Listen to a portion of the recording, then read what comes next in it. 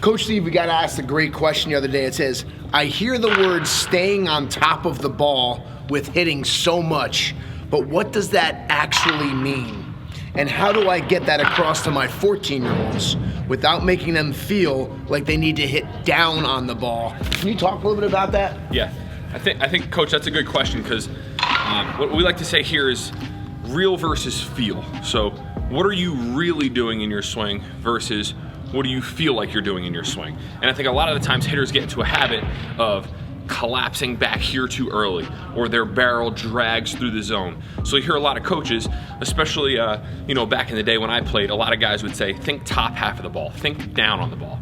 And for me, that helped, because I would get into the habit of getting long with my swing. I would be late and my bat would be dragging through the zone.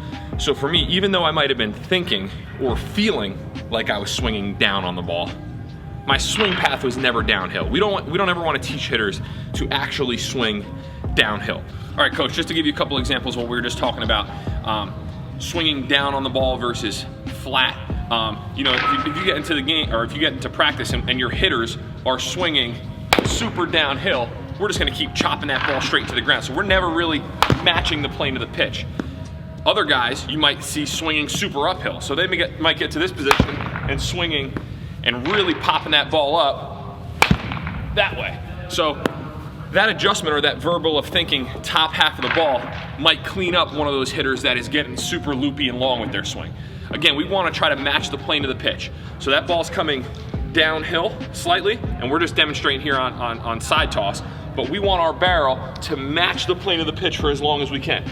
So even though I might be thinking down, I'm really a lot flatter, and I'm hitting backspin line drives through the middle of the field. So again, just know who you're working with, know what the player's flaws are before you just tell everybody, think down or think top half.